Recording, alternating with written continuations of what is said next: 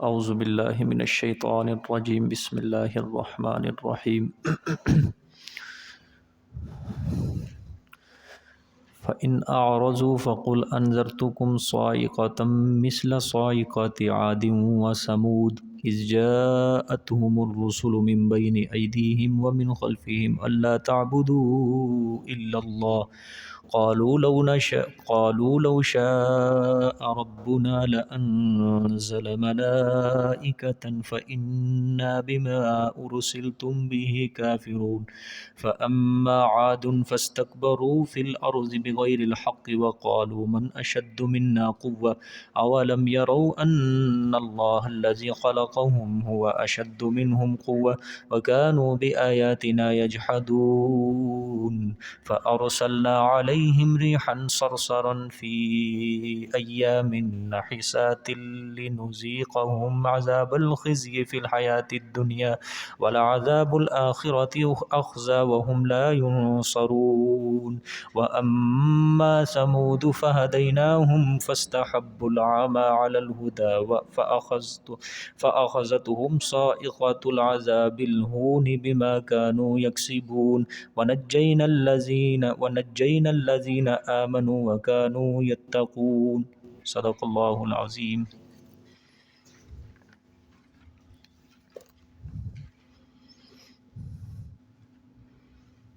گزشتہ سبق میں اللہ پاک نے پہلی دلیل عقلی بیان فرمایا کہ آیا تم اس ذات پاک کا اب بھی انکار کرتے ہو، اس کی توحید کا جس نے زمین کو 2 دنوں کے اندر بنایا، اور تم اس رب کے ساتھ دوسروں کو شریک کرتے ہو، اور پھر پہاڑوں کو ایک دن میں بنایا، پھر زمین کے اندر جتنی بھی معدنیات تھی یہ کل چیزیں اللہ پاک نے 4 دنوں کے اندر بنائیں، اور اس کے بعد پھر اللہ تعالیٰ نے آسمان کا ارادہ کیا، آسمان کو 2 دنوں کے اندر بنایا، اور بنا کے دونوں کو اللہ پاک نے حکم دیا کہ جو بھی تمہارے ذمے میں نے کام لگایا ہے وہ خوشی سے کرو یا ناخوش ہو کر کرو۔ تو آسمان اور زمین دونوں نے مل کر یہ جواب دیا، قالتا اتینا طائعین، کہ اے اللہ ہم تیرے کام کو خوشی سے قبول کرتے ہیں۔ اور پھر اللہ پاک نے فرمایا ذالک تقدیر العزیز العلیم، کہ زمین و آسمان دنیا کو ہم نے چراغوں کے ساتھ زینت بخشی اور حفاظت بخشی، یہ کام جو ہے یہ اس ذات کی طرف سے ہے جو غالب ہے اور جاننے والا ہے۔ اب آج کا سبق جہاں سے شروع ہو رہا ہے، میں نے آپ کو خلاصے کے اندر بات سمجھائی تھی کہ ہر دلیل کے بعد تخویف اور زجر بھی آئے گی ضرور، یا تخویف دنیاوی ہوگی یا تخویف اخروی ہوگی۔ اب یہ تخویف دنیاوی ہوگی، اور تخویف دنیاوی کے 2 نمونے ہوں گے، اور ساتھ زجر بھی ہوگا۔ مشرکین مکہ کے اوپر زجر بھی ہوگا، اور تخویف دنیاوی کے 2 نمونے ہوں گے، ایک نمونہ قوم عاد اور دوسرا نمونہ قوم سمود کا ہوگا، ٹھیک ہے۔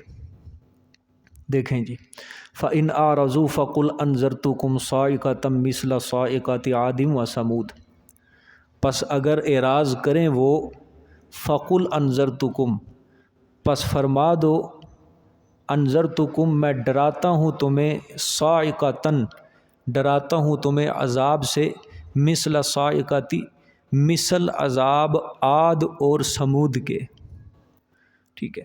اللہ پاک نے فرمایا کہ اتنے وضوح دلائل کے بعد بھی، اتنے وضوح دلائل کے بعد بھی اگر یہ مشرکین مکہ آپ کی دعوت سے انکار کرتے ہیں، منہ موڑتے ہیں، اعراض کرتے ہیں، تو آپ جواب میں کہہ دیں کہ فَإِنْ أَعْرَضُوا، اگر تم اب بھی اعراض کرتے ہو، قرآن پاک کی آیتوں کا انکار کرتے ہو، فَقُلْ أَنذَرْتُكُمْ، تو پھر میں تمہیں کیا کرتا ہوں، ڈراتا ہوں کہ اگر تم اسی انکار کے اوپر قائم رہو گے، اگر اسی اعراض کے اوپر تم قائم رہو گے، تو پھر تمہارے اوپر بھی وہی عذاب آئے گا جو عذاب قوم عاد اور قوم سمود کے اوپر آیا تھا، ٹھیک ہے۔ اللہ اکبر۔ اللہ نے آگے فرمایا اذ جاءتہم الرسل من بین ایدیہم، جب کہ آئے ان کے پاس رسول، کن کے پاس؟ قوم عاد اور قوم سمود کے پاس ان کے رسول آئے، من بین ایدیہم ان کے آگے سے، ومن خلفہم اور ان کے پیچھے سے، اللہ تعبدوا الا اللہ، یہ کہ نہ تم عبادتیں کرو مگر صرف اللہ کی۔ ٹھیک ہے، اللہ پاک نے فرمایا کہ جس طرح ہمارا پیغمبر تمہارے پاس آیا ہے نا، آخری پیغمبر یہ دعوت توحید لے کر، اسی طرح قوم عاد اور قوم سمود کے پاس بھی ان کے رسول آئے تھے۔ قوم عاد کے پاس حضرت ہود علیہ السلام آئے اور قوم سمود کے پاس حضرت صالح علیہ السلام آئے، دونوں قوموں کے پاس ان کے رسول بھیجے، اور وہ رسول من بین ایدیہم ومن خلفہم ان کے آگے اور پیچھے سے آئے۔ مطلب کیا ہے کہ ہر ممکن ان کے رسولوں نے ان کو سمجھانے کی کوشش کی، ہر طرح سے دن رات ایک کر دیا ان رسولوں نے ان کو سمجھانے کی خاطر۔ کہ کیا سمجھایا انہوں نے؟ صرف یہی مسئلہ سمجھایا، اللہ تعبدوا الا اللہ، یہ کہ تم نہ عبادتیں کرو مگر صرف کس کی؟ اللہ ہی کی۔ سمجھ آئیے کہ نہیں؟ دیکھو قرآن پاک سب سے زیادہ جو بیان کرتا ہے وہ عقیدہ بیان کرتا ہے۔ قرآن پاک آپ پڑھیں، حضرت ہود علیہ السلام ہیں، حضرت صالح علیہ السلام کی تبلیغ کو اللہ نے ذکر کیا ہے۔ یہاں بھی اللہ پاک فرما رہے ہیں کہ ان پیغمبروں نے ان کو ایک ہی مسئلہ سمجھایا کہ عبادت صرف اور صرف کس کی کرنی ہے؟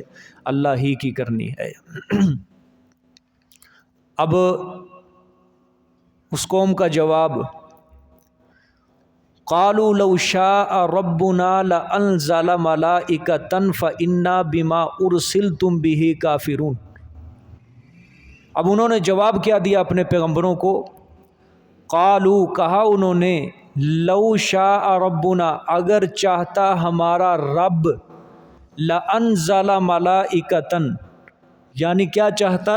رسول کو بھیجنا، اگر چاہتا اللہ رسول کو بھیجنا، لانزل ملائکۃ تو اتارتا فرشتوں کو، تو اتارتا کس کو؟ فرشتوں کو۔ فَإِنَّا بِمَا أُرْسِلْتُمْ بِهِ کافرون، پس بے شک ہم ساتھ اس مسئلے کے جو تم بھیجے گئے ہو، بھی ساتھ اس کے کافرون انکار کرنے والے ہیں۔ ٹھیک ہے، اللہ اکبر۔ یہاں ایک بات سمجھیں، ہر دور کا جو مشرک ہوتا ہے اس کا یہ عقیدہ ہے کہ پیغمبر جو ہوتا ہے وہ بشر نہیں ہوتا، پیغمبر جو ہوتا ہے وہ نوری ہوتا ہے۔ ہر قوم نے اپنے نبی کو یہی جواب دیا جو اللہ نے ان کی طرف نبی بنا کر بھیجا کہ تو ہماری طرح کا کیا ہے؟ بشر ہے، تو ہماری طرح کا بشر ہے۔ مشرکین مکہ نے بھی آپ صلی اللہ علیہ وآلہ وسلم کو یہی جواب دیتے تھے کہ تو کیا ہے؟ ہماری طرح کا بشر ہے، تجھے کیسے نبوت مل سکتی ہے؟ اگر نبوت ملنی ہوتی تو اللہ کس کو اتارتا؟ فرشتوں کو اتارتا۔ ہر قوم نے اپنے نبی کو کیا دیا ہے؟ یہی جواب دیا ہے۔ ٹھیک ہے، اب یہاں قوم عاد اور قوم سمود کا اللہ پاک نے جملہ ذکر کیا کہ انہوں نے بھی اپنے پیغمبر کو کیا کہا؟ لَأَنزَلَ مَلَائِکَةً، البتہ اتارتا اللہ فرشتوں کو۔ یعنی بشر جو ہوتا ہے وہ نبی ہو ہی نہیں سکتا، انسان جو ہوتا ہے وہ نبی ہو ہی نہیں سکتا۔ نبی تو نوری ہوتا ہے، نبی کیا ہوتا ہے؟ نوری ہوتا ہے۔ انہوں نے کہا کہ تو بشر ہے، تو جھوٹا دعویٰ کر رہا ہے، الیاذ باللہ، فَإِنَّا بِمَا أُرْسِلْتُمْ بِهِ کافرون، ہم تو جو مسئلہ لے کر آیا ہے نا، ہم اس کا کیا کرنے والے ہیں؟ انکار کرنے والے ہیں۔ ہر دور کے مشرک کا یہ عقیدہ ہوتا ہے کہ نبی بشر ہو ہی نہیں سکتا، نبی جو ہوتا ہے وہ نوری ہوتا ہے۔ سمجھ آ گئی یہ بات؟ اللہ اکبر۔ آگے دیکھیں، فَأَمَّا عَادٌ فَاسْتَكْبَرُوا فِي الْأَرْضِ بِغَيْرِ الْحَقِّ وَقَالُوا مَنْ أَشَدُّ مِنَّا قُوَّةً۔ پس بہرحال اب یہ یہاں سے اللہ پاک الگ الگ عذاب کا ذکر کریں گے، قوم عاد کے عذاب کا الگ ذکر کریں گے اور قوم سمود کے عذاب کا الگ ذکر کریں گے۔ فَأَمَّا عَادٌ فَاسْتَكْبَرُوا فِي الْأَرْضِ، پس قوم عاد تکبر کیا انہوں نے زمین میں، بغیر الحق، ناحق طور پر۔ ٹھیک ہے، قوم عاد نے تکبر کیا ناحق طور پر. دیکھو یہاں تکبر کس معنی میں استعمال ہو رہا ہے؟ یعنی انہوں نے اللہ کی توحید سے اعراض کیا، اللہ کے حکم ماننے سے اعراض کیا. اللہ نے اس کو کس سے تعبیر کیا؟ تکبر سے. کہ تکبر کیا تھا ان کا؟ انہوں نے کہا وَقَالُوا مَنْ أَشَدُّ مِنَّا قُوَّةً. دیکھو غور سے، کہا انہوں نے کہ من اشد، کون زیادہ مضبوط ہے، من اشد کون زیادہ مضبوط ہے، منا ہم سے، قوتاً ازرو قوت کے، کون زیادہ طاقتور ہے. قوم عاد یہ قوم نوح کے بعد زمین پر آباد ہوئی ہے. مفسرین نے حضرت نوح علیہ السلام کی قوم کو عاد اولا کہا ہے اور اس کو عاد ثانیہ کہا ہے. یعنی قوم نوح کے بعد یہ کیا ہوئی ہے؟ قوم عاد آباد ہوئی ہے. ٹھیک ہے. اور یہ حضرت ہود علیہ السلام کی قوم تھی. اللہ پاک نے غالباً سورۃ واقعہ کے اندر آئے گا ارم ذات العماد، کہ لمبے لمبے ستونوں والے تھے یہ.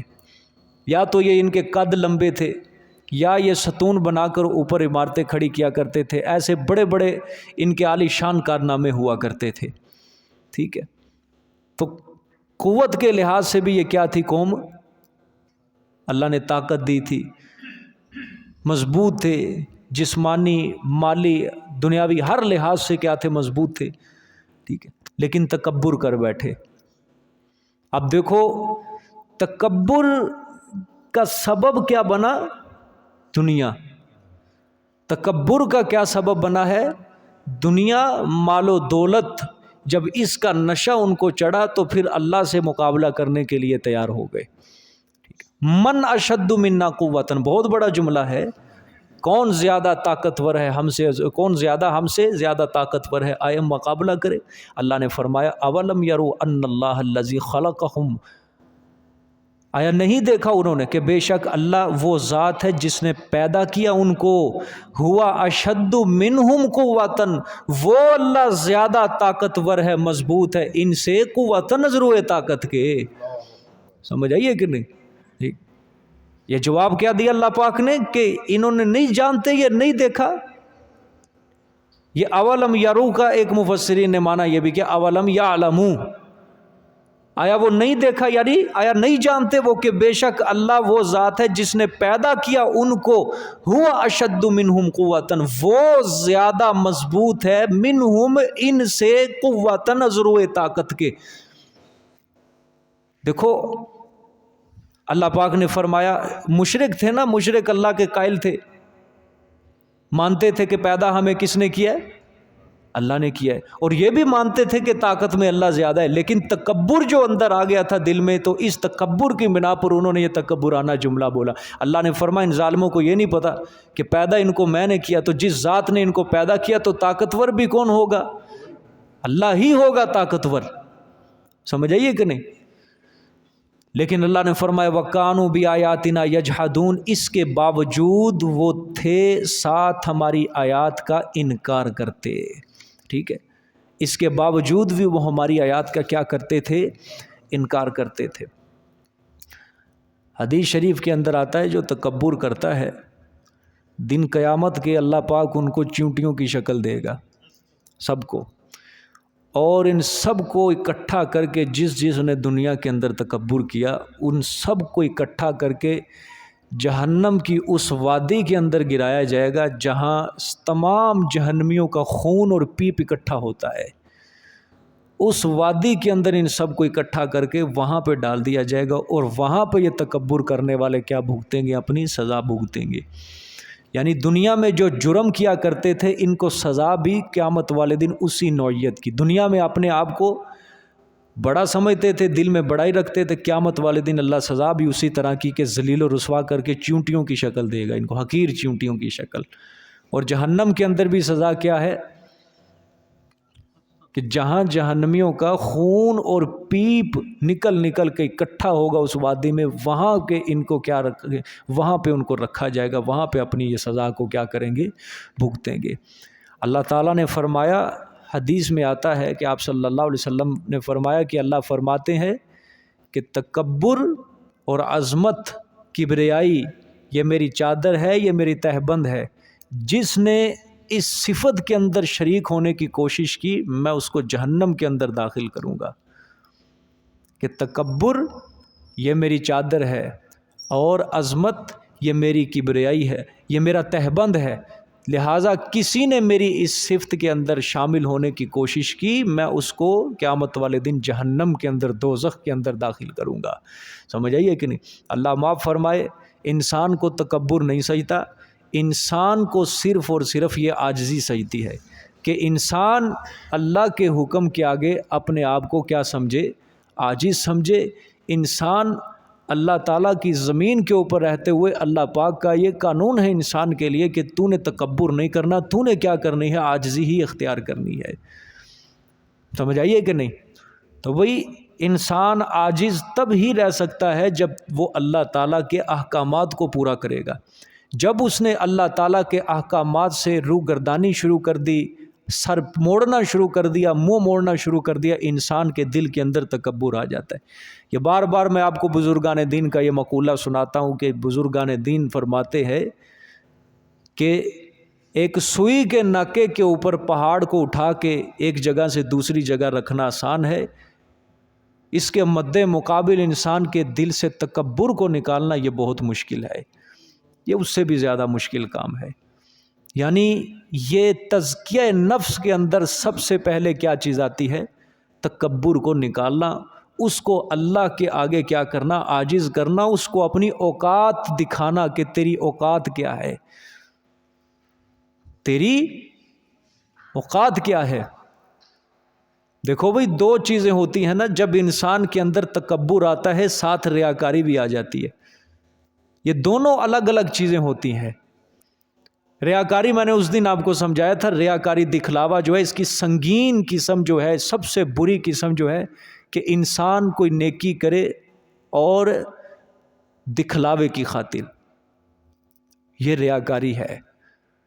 بقیہ تکبر جو ہے، تکبر اپنے مال کے اوپر تکبر کرنا، اس کی نمائشیں لگانا اور دنیا کے اوپر اس کی نمائشیں لگانا، لوگوں کو دکھانا ہے تو یہ بھی ریاکاری، لیکن اسی کو تکبر کہا گیا ہے. اصل اسی کو کیا کہا گیا ہے؟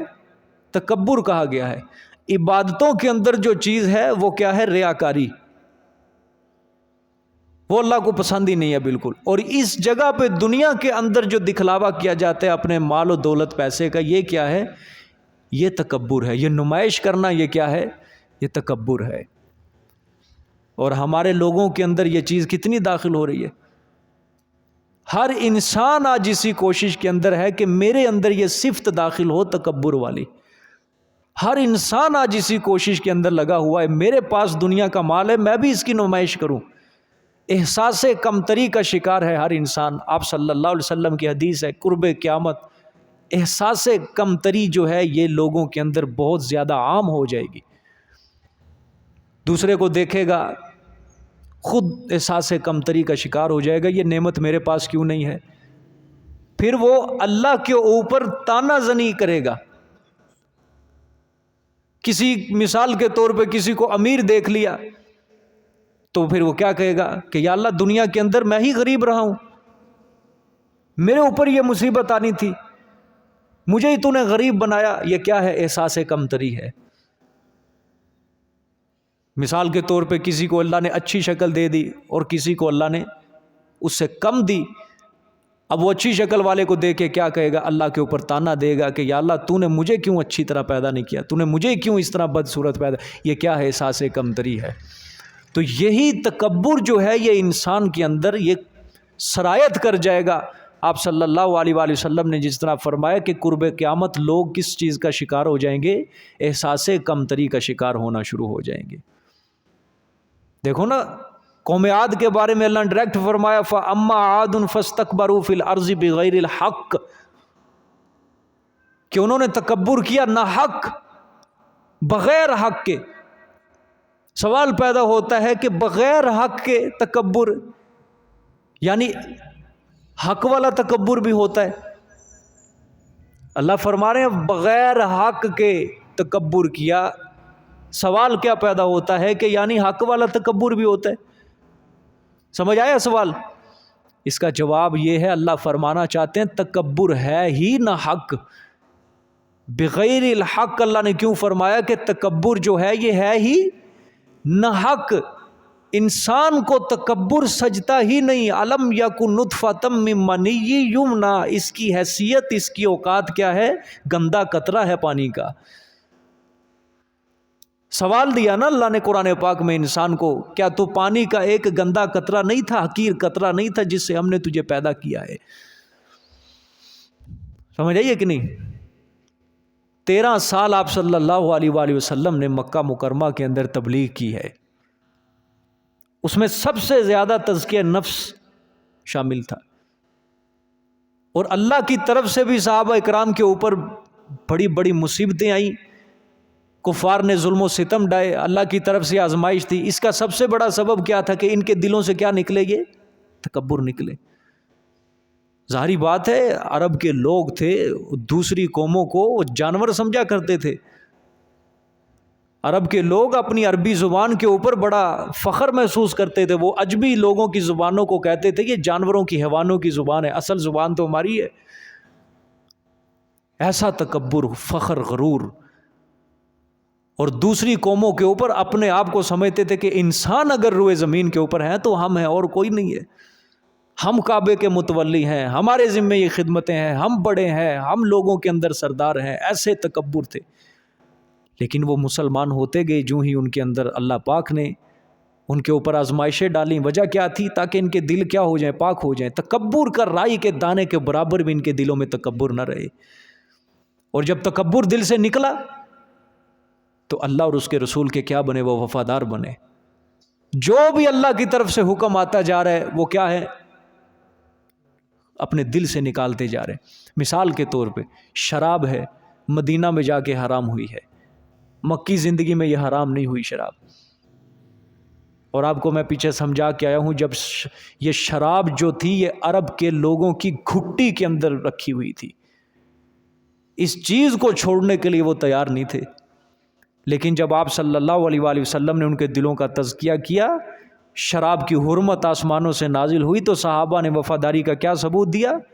اپنے گھروں میں جو برتنوں کے اندر شراب رکھی ہوئی تھی، گھڑوں کے اندر جو شراب رکھی تھی، وہ سارے برتن لا کے مدینہ کی گلیوں میں پھینک دیے۔ اور حدیث میں آتا ہے کہ شراب اس دن مدینہ کی گلیوں میں اس طرح چلنے لگی جس طرح بارش آسمان سے اترتی ہے اور نالیاں چل پڑتی ہیں بارش کے پانی۔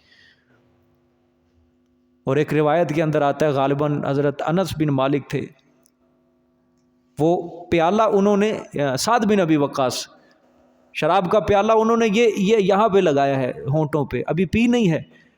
مدینہ کی گلیوں میں اعلان ہو گیا کہ شراب کی حرمت اللہ کی طرف سے نازل ہو گئی۔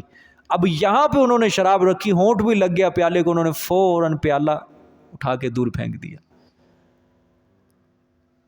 دلوں میں کیا تھی؟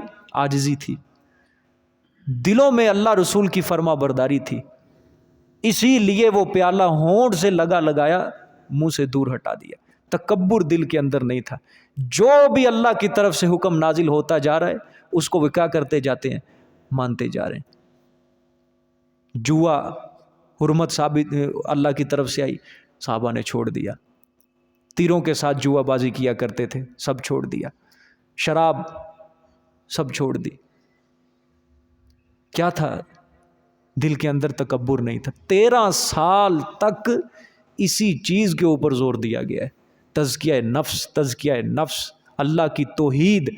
اللہ کی توحید، اللہ کی توحید کس کو کہا جاتا ہے؟ کہ اللہ کی ماننا بس، کیونکہ مشرک اللہ کو مانتے تھے، اللہ کی نہیں مانتے تھے۔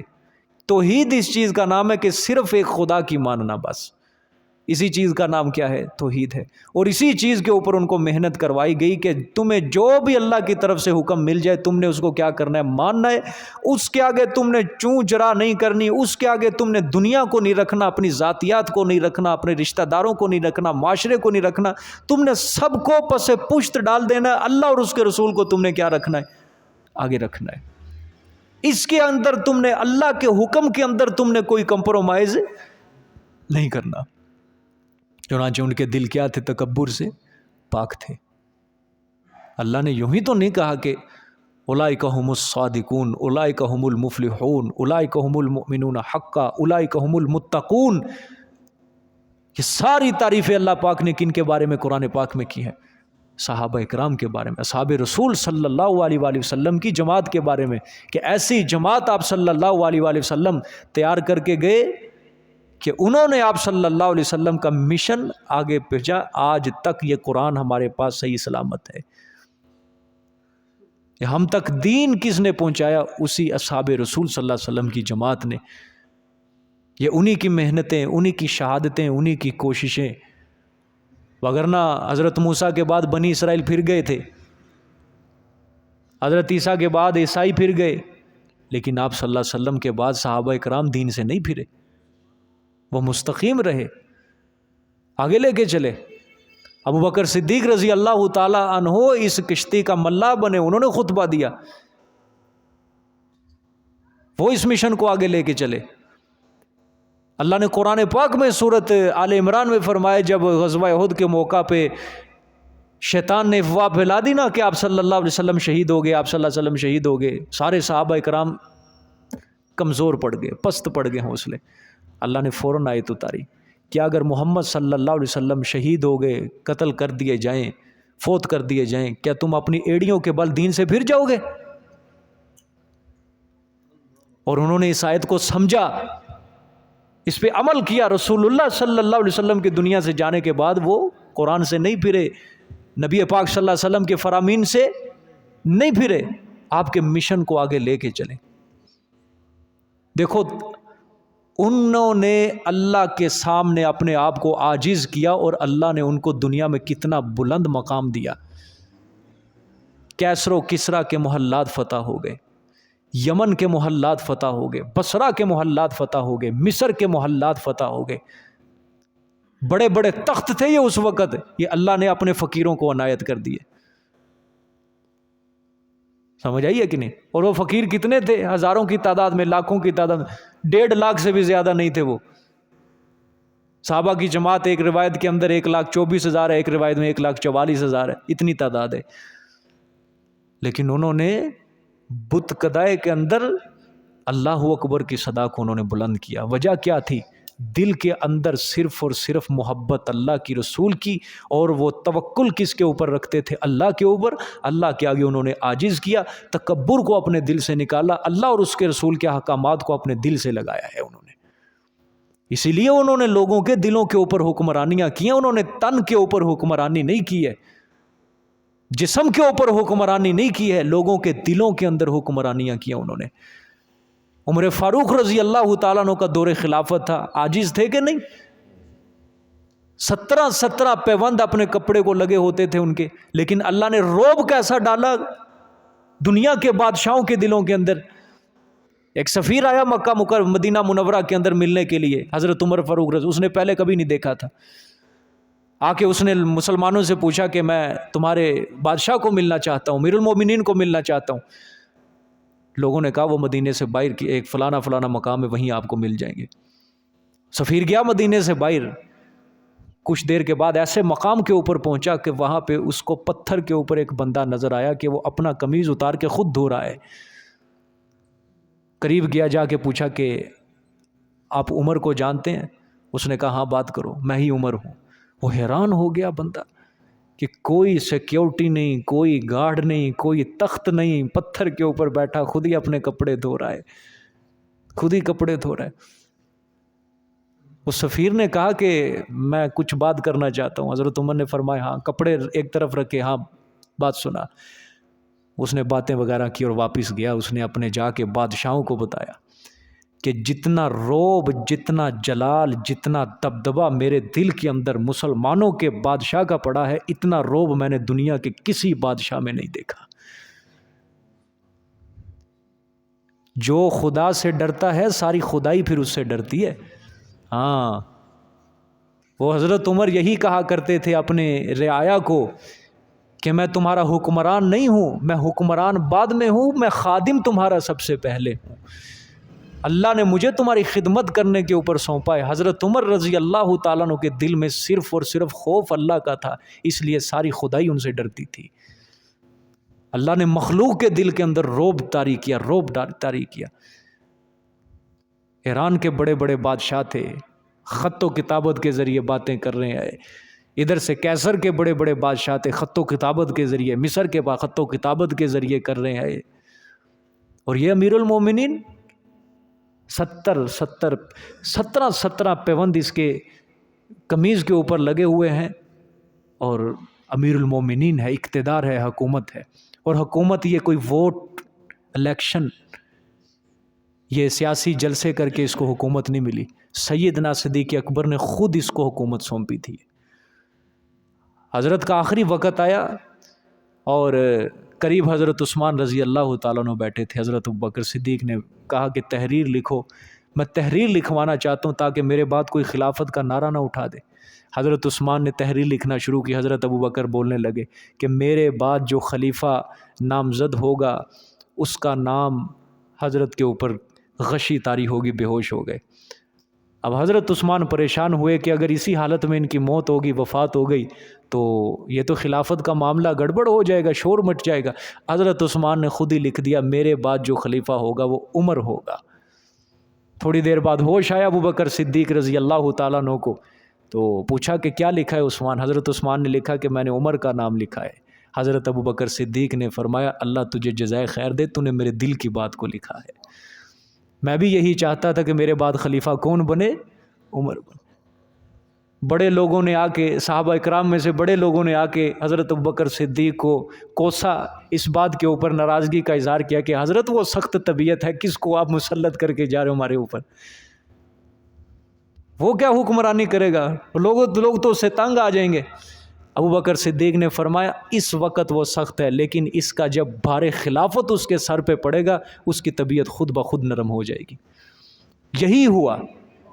یہی ہوا جہاں بات بات کے اوپر اس کی تلوار نکلتی تھی، ایک اشارے کے اوپر تلوار نکل جاتی تھی، تھوڑی سی اسلام کے خلاف بات سنتے تلوار نکلتی تھی، لیکن اس طبیعت کے اوپر جب بھار خلافت پڑا اس کو نرم ہونا پڑا، نرم ہو گئے۔ ابوبکر صدیق نے اللہ سے پھر ہاتھ اٹھا کے دعا کی، اللہ روئے زمین کے اوپر جو تیرا سب سے محبوب اور پسندیدہ بندہ تھا، آج میں لوگوں کے اوپر اس کو حکمران بنا کے جا رہا ہوں۔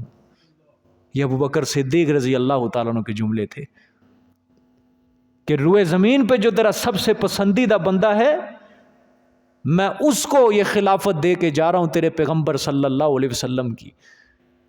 اور یقیناً حضرت عمر رضی اللہ تعالیٰ عنہ، دو دور ہیں ان کے، دو دور۔ ایک وقت وہ تھا جب یہ فقیر تھے اور اس فقیری کی حالت میں انہوں نے بادشاہت کی ہے۔ نبی پاک صلی اللہ علیہ وسلم کا دور ہے، فقیر تھے، بادشاہت کی ہے۔ آپ صلی اللہ علیہ وسلم کے ساتھ رہنا، تھوڑا سا کوئی آ کے آپ صلی اللہ علیہ وسلم کو تھوڑا سا غصہ آ جاتا کسی بات کے اوپر، فوراً ان کی تلوار نکلتی تھی، یا رسول اللہ اجازت دیں میں اس کی گردن قلم، اجازت دیں میں اس کا سر قلم کر دوں، اس کی گردن اڑا دوں۔ لیکن جب بادشاہ بنے، وہ زندگی انہوں نے فقیری کی حالت میں گزاری ہے۔ بیت المقدس فتح کرنے کے لیے جب گئے، عیسائیوں کا قبضہ تھا، انہوں نے کیا لکھ کے بھیجا؟ ابو عبیدہ بن جراح کو لکھا کہ تم ہماری تورات کے انجیل کے اندر فلانی نشانیاں ہیں کہ جو بیت المقدس کو فتح کرے گا اس کی یہ نشانیاں ہوں گی، تم اپنے امیر کو ہمارے پاس بھیج دو، ہم اس کے اندر نشانیاں دیکھیں گے، ہم بیت المقدس کی چابیاں تمہارے حوالے کر دیں گے۔ ابو عبیدہ بن جراح نے خط لکھا مدینہ منورہ، حضرت عمر رضی اللہ تعالیٰ عنہ کے پاس خط گیا، حضرت عمر نے خط پڑھا تو فوراً تیار ہو گئے، مسلمانوں نے تیار کیا۔ اب جب اونٹ کے اوپر بیٹھنے لگے، وہی کپڑے پہنے ہوئے پھٹے پرانے، لوگوں نے ہاتھ جوڑ کے کہا حضرت خدا کا نام ہے، آپ ایک عیسائیوں کے پاس جا رہے ہیں، ان کو پتہ تو چلے کوئی مسلمانوں کا بادشاہ یا خلیفہ ہے۔ حضرت عمر نے فرمایا میرے اوپر اچھا لباس بوجھ بنے گا، مجھے اسی حالت میں رہنے دو۔ لوگوں نے ہاتھ جوڑے، او حضرت اچھا لباس پہن لو، آپ کی مہربانی، منت سماجت لوگوں نے کی، ایک اچھا لباس پہنوایا، اتر گیا وہ لباس۔ ایک غلام ساتھ چلتا ہے اور ایک بادشاہ ہے، بس کوئی بڑا قافلہ نہیں ہے، کوئی سیکیورٹی نہیں ہے، کوئی گارڈ نہیں ہے، دشمن کے علاقے میں جانا ہے۔ بیت المقدس وہ جگہ ہے، یہودی، عیسائی اور مسلمان ان تینوں مذہبوں کے نزدیک یہ محترم جگہ ہے۔ ہر مذہب اس وقت چاہتا ہے کہ یہ ہمارے قبضے میں ہو، یہ ہمارے قبضے میں ہو۔ وہ بیت المقدس عیسائیوں نے ان کے حوالے کرنا ہے، کوئی سیکیورٹی، کوئی گارڈ نہیں۔ غلام ایک اونٹ ہے، غلام کو کہہ دیا ایک بار میں اوپر سوار ہوں گا، ایک بار تو نے سوار ہونا ہے، ایک بار میں نے سوار ہونا ہے، ایک بار تو نے سوار ہونا ہے۔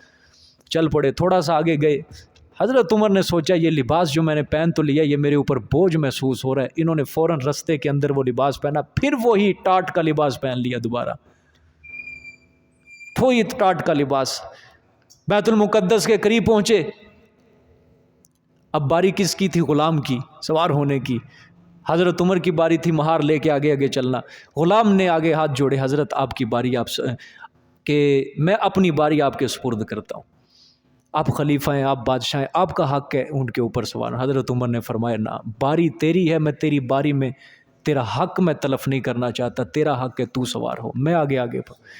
بیت المقدس میں جو عیسائی کھڑے تھے، ان کے بڑے بڑے پادری، ان کے بڑے بڑے علماء کھڑے تھے، انہوں نے جب نشانیاں دیکھیں کہ انجیل کے اندر اس کی نشانی یہ لکھی ہوگی کہ غلام اس کا اونٹ کے اوپر سوار ہوگا، خود اس کی مہار پکڑ کے آئے گا، اس کا لباس کیا ہوگا؟ ٹاٹ کا لباس پہنا ہوگا، پیوند شدہ لباس پہنا ہوگا۔ انہوں نے بیت المقدس کی چابیاں اٹھائیں، حضرت عمر کے حوالے کر دی۔ عاجزی اختیار کی اللہ کے آگے، کوئی تکبر نہیں کیا، کسی لحاظ سے کوئی تکبر نہیں کیا، کوئی زیادہ اپنے پاس سواریوں کے لیے گھوڑے نہیں رکھے، کوئی اونٹ نہیں رکھے۔ لیکن آج کافروں کے دلوں کے اوپر بھی وہ عمر کا نام حکمرانی کر رہا ہے۔ آج کافر بھی اس کے عدل و انصاف کو دیکھ کے منہ سے خود بخود ان کے تعریف نکل جاتی ہے۔ یہ عاجزیاں اللہ چاہتا ہے تم سے، یہ عاجزی تم اللہ کے لیے اختیار کر لو، مسلمانوں کا کھویا ہوا وقار اور عزت جو ہے وہ اللہ دوبارہ ان کے قدموں میں ڈال دے گا۔ اگر مسلمان ہی متکبر بن گیا، اگر مسلمان نے تکبر اختیار کر لیا، اللہ پاک کہے گا جاؤ بھائی، تم میرا نام لینے والے، کلمہ پڑھنے والے، تم تکبر کرنے لگ گئے تو کیا فائدہ؟ اور یہ تو قرآن کریم کے اندر اٹل فیصلہ ہے، اگر مسلمان نے قرآن اور سنت کے مطابق زندگی نہ گزاری، میں نے ان کو ذلیل کر دینا دنیا میں۔ اور وہ فیصلہ اللہ پاک کا آج پورا ہوتا نظر آ رہا ہے۔ میں نے پچھلے دنوں بھی کہی تھی نا کہ ہماری دعائیں کیوں نہیں قبول ہو رہی؟ کیونکہ ہم دل سے دعا نہیں مانگتے، دل سے دعا کوئی بھی نہیں مانگتا، دل سے ہر کوئی دعا صرف دنیا کے لیے مانگ رہا ہے، اللہ کے دین کے لیے کوئی نہیں رونے والا رہا دنیا میں۔ اس دین کی خاطر کوئی آنسو بہانے والا نہیں ہے، اس دین کی سربلندی کے لیے کوئی جد و جہد کرنے والا نہیں ہے۔ ہر کسی کے لیے کوئی جد و جہد ہے تو صرف اور صرف اپنی دنیا کے لیے ہے۔ اللہ کے دین کے شیدائی بن جاؤ، یہ دنیا تمہارے پیچھے پیچھے بھاگے گی، یہ پیچھے پیچھے بھاگے گی دنیا۔ صحابہ اکرام نے فقیری کی زندگیاں گزاری ہیں، لیکن دنیا دی اللہ پاک نے۔ حضرت عمر کے زمانے میں جب کیسر و کسریٰ کے علاقے فتح ہوئے تو سکوں کا ڈھیر لگا مدینے کے اندر، اور اتنا ڈھیر لگا کہ ایک طرف بندہ کھڑا ہوتا تھا، دوسری طرف نظر نہیں آتا تھا۔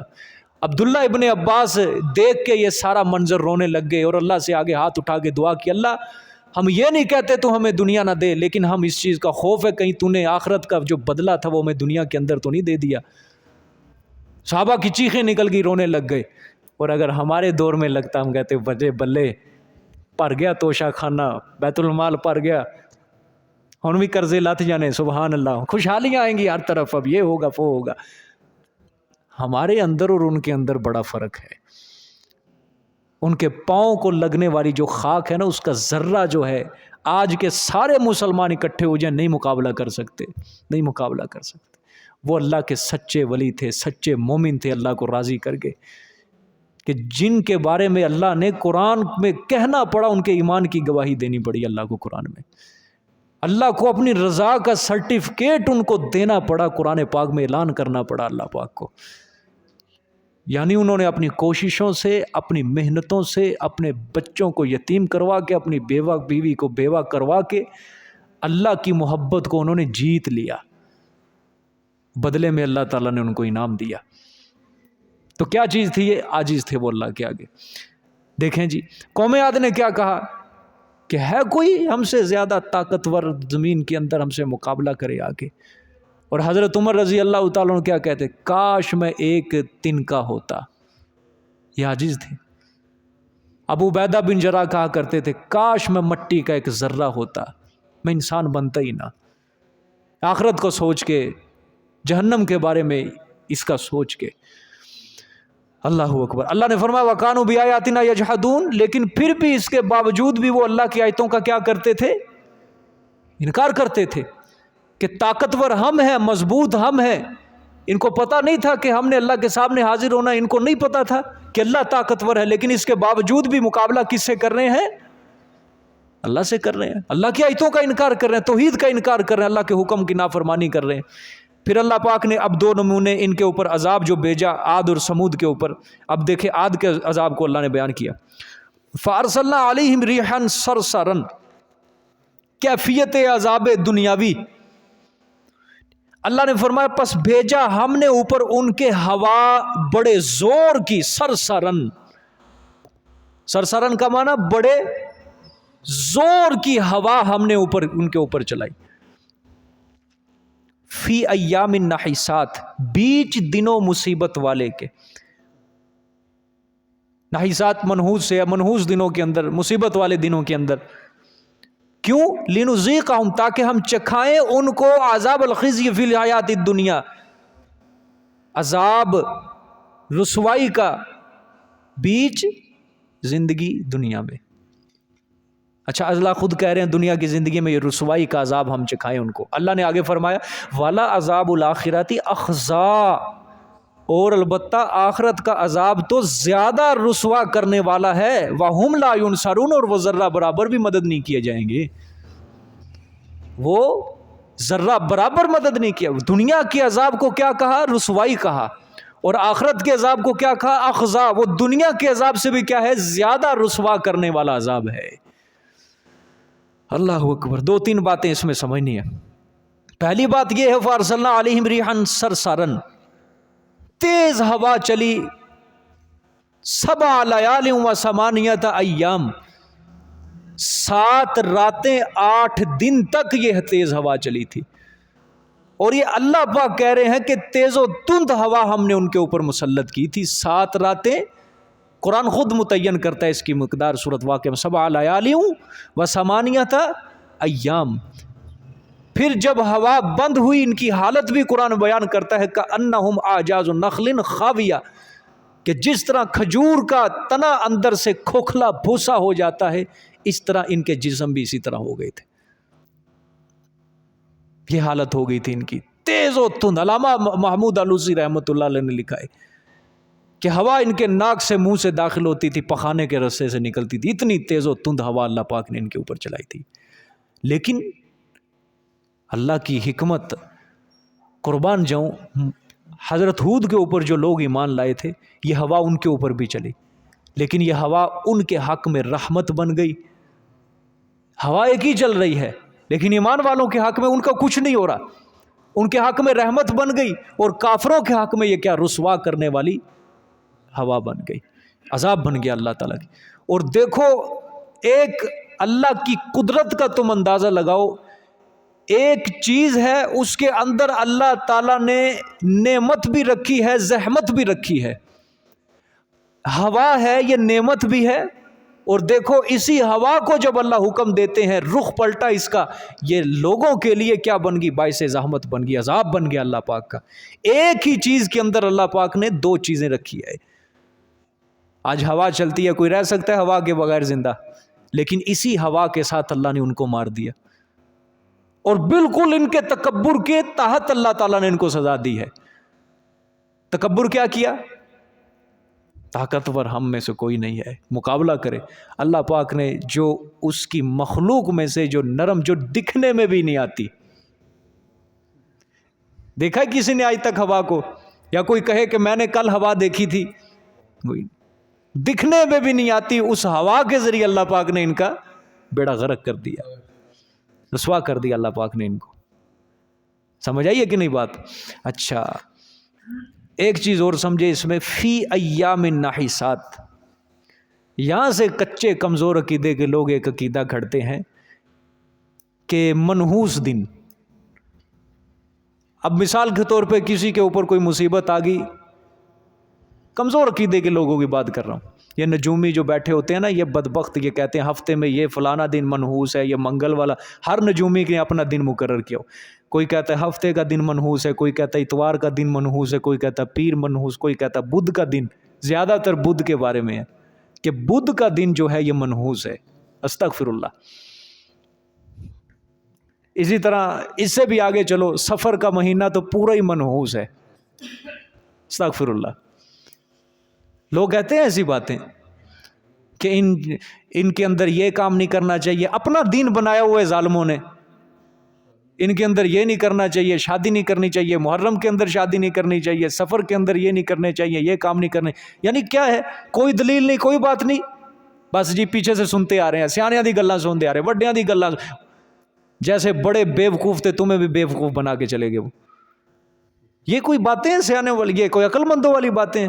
کوئی دلیل نہیں، کوئی قرآن حدیث نہیں، کوئی رسول اللہ صلی اللہ علیہ وسلم کی حدیث نہیں ہے. کیا ہو رہا ہے کیا نہیں ہو رہا، بس جی ہمارے بڑے بتا. یہ وہی چیز ہے جو مشرکین مکہ کہتے ہوتے ہم اپنے آباء و اجداد کے دین کے اوپر چل رہے ہیں، آباء و اجداد کی روش کے اوپر. جب ہمارے آباء و اجداد گمراہ ہیں تو ہم کس طرح گمراہ؟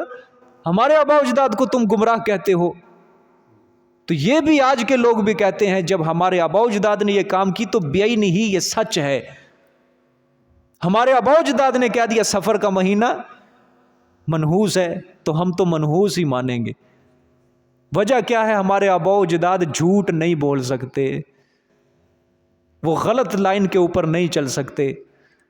فرعون بھی کسی کے آباء و اجداد میں آتا ہوگا. اب کیا کہو گے کہ ہمارے آباء و اجداد غلط رستے پر نہیں چل سکتے؟ سمجھ آئیے کہ نہیں؟ ایسی باتیں نہیں کرتے. نسبتوں کے اوپر، آباء و اجداد کے اوپر یہ دین نہیں کھڑا. آپ صلی اللہ علیہ وسلم کی حدیث ہے، ایک حدیث سناتا ہوں. آپ صلی اللہ علیہ وسلم نے فرمایا اگر خاندانی شرافت دیکھنی ہے نا، کسی کی نسبت دیکھنی ہے تو یوسف علیہ السلام کو دیکھو. نہیں سمجھے؟ اگر نسبت دیکھنی ہے نا خاندانی تو یوسف علیہ السلام کی نسبت کو دیکھو. کریم، پھر آپ نے فرمایا کریم ابن کریم ابن کریم ابن کریم.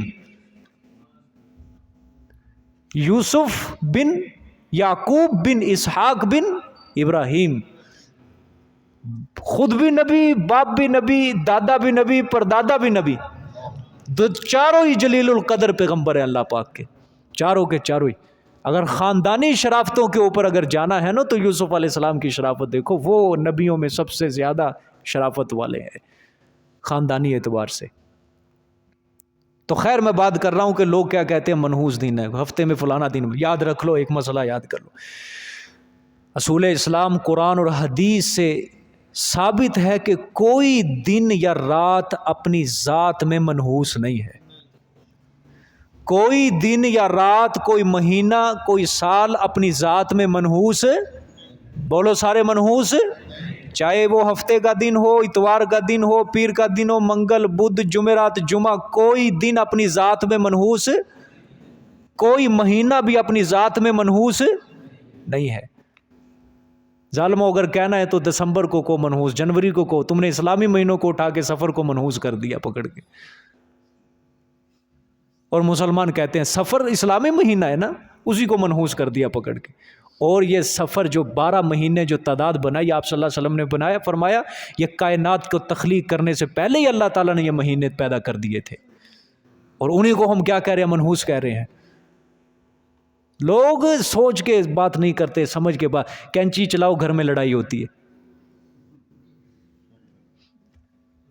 یہ کون باتیں کرنے؟ کینچی جس کے گھر میں لگے ہو گھر میں بات ہوتی ہے. جوتے پہ جوتا چڑھ جائے سمجھو سفر پہ جانا ہے آئی تو نے. یہ باتیں ہیں کہ نہیں؟ زبان زدیاں جھوٹ ہے سب. ایسی بات بنی ہوئی ہے، مقولے بنے ہوئے ہیں لوگوں کے اپنی زبان کے. تو کوئی دن، کوئی رات، کوئی مہینہ، کوئی سال اپنی ذات میں منحوس بالکل نہیں ہے. یہ منحوس پتہ کیوں کہتے ہیں؟ ایک وجہ تو یہ کہ سفر کے مہینے میں آپ صلی اللہ علیہ وسلم پہ بیماری کا آغاز ہوا. جی لو جی سفر کا مہینہ کیا ہے؟ منحوس ہے. اب سفر کے علاوہ ہم دیکھیں، کیا پتہ کئیوں پیغمبروں کی دوسرے مہینوں میں وفات ہوئی. اگر اس طرح ہم دیکھتے گئے تو سارے دن ہی منحوس ہو گئے. اور خیر سے تم منحوس نہیں ہو جو اپنی زبان سے کہہ رہے ہو اس وقت 14ویں صدی میں. جو ان مہینوں کو ان دنوں کو منحوس کہہ رہا ہے خود وہ منحوس نہیں ہے.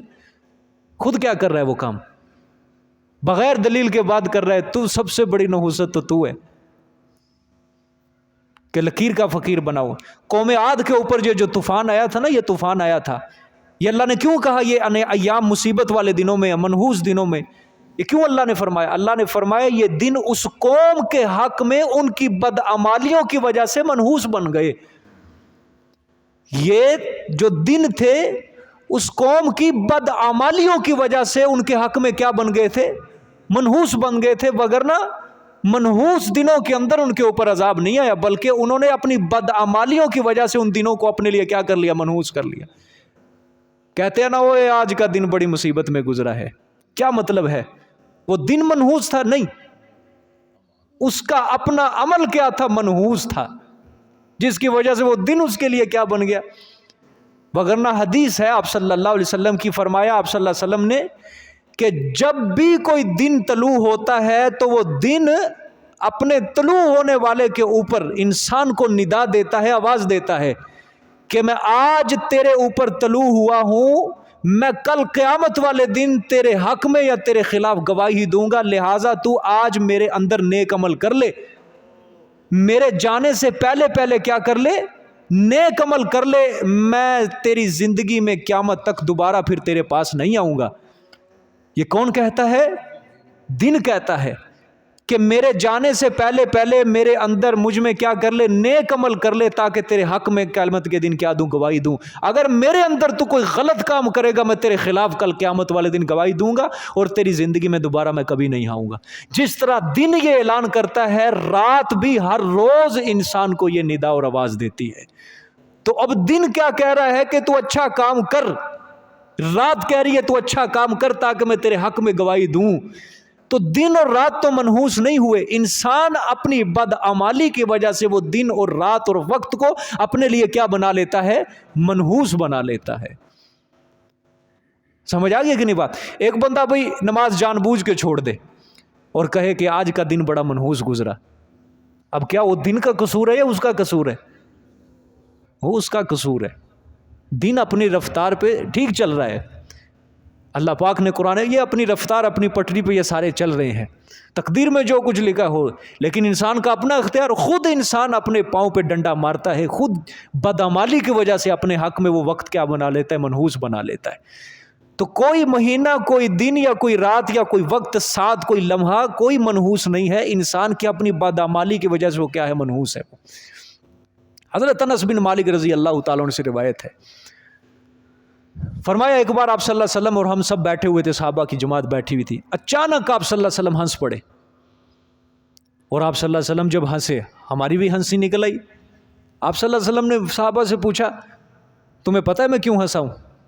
فرمایا نہیں ہمیں نہیں پتا. صحابہ نے پوچھا یا رسول اللہ پھر آپ بتائیں آپ کیوں ہنسے؟ آپ صلی اللہ علیہ وسلم نے فرمایا میں حشر کے بارے میں سوچ رہا تھا, میدان حشر کے بارے میں سوچ رہا تھا. وہاں اللہ پاک میدان حشر میں اپنے ایک بندے سے کلام کریں گے, اور وہ کلام بڑا عجیب ہوگا. اس کلام کو سن کے یاد کر کے میں کیا ہو گیا؟ ہنس پڑا. کلام کیا ہے؟ اللہ پاک ایک بندے کا حساب لیں گے. وہ بندہ اللہ کے آگے کہے گا یا اللہ میں مطمئن نہیں ہوں کہ میرا کوئی اور حساب لے یا کوئی اور آ کے میرے حق میں گواہی دو, میں اس کے اوپر مطمئن ہوں, میں اس کے اوپر مطمئن ہوں کہ میرا اپنا وجود میرے متعلق گواہی دے, ہاں اس کے اوپر میں کیا ہوں؟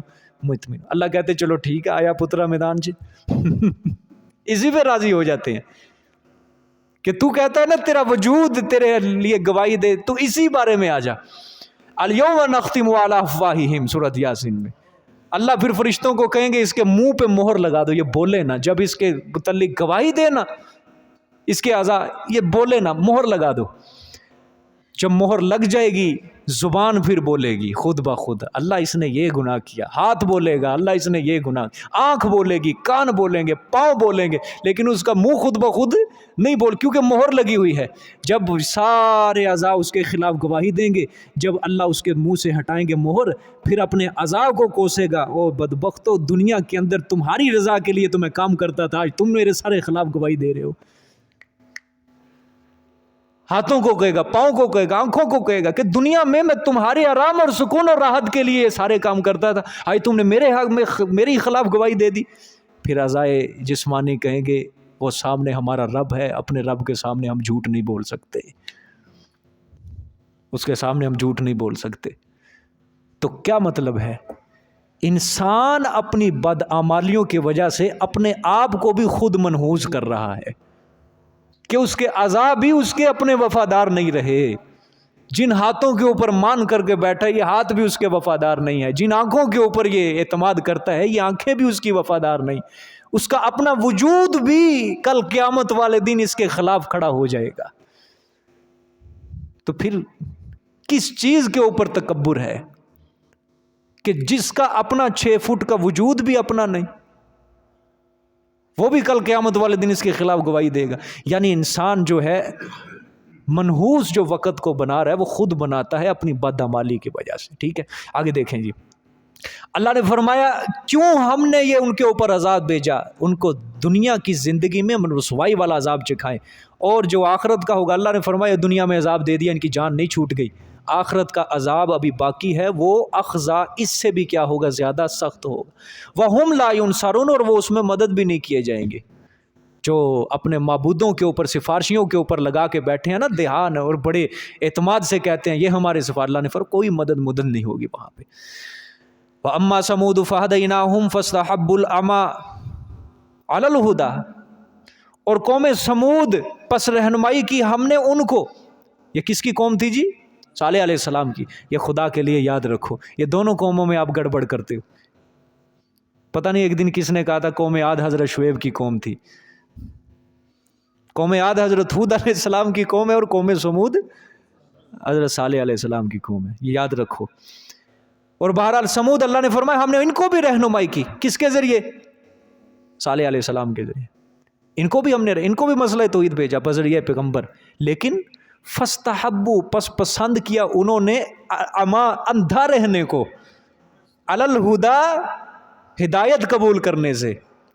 دیکھو اندھا کس کو کہا گیا ہے؟ مشرک کو، جس نے اللہ کے حکم سے منہ پھیر لیا، اللہ نے اس کو کیا کہا؟ اندھا ہے یہ۔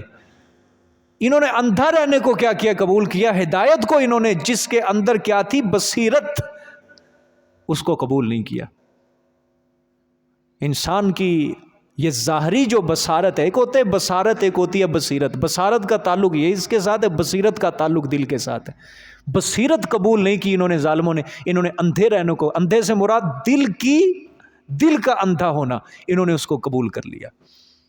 جس طرح آج کسی کو تم اچھی بات کہہ دو وہ نہیں قبول کرے گا، اندھا رہنا وہ قبول کرے گا، وہ بصیرت کو، ہدایت کو قبول نہیں کرے گا۔ ایسا شخص قرآن کی نظر میں اللہ نے کیا کہا ہے؟ اس کو اندھا کہا ہے۔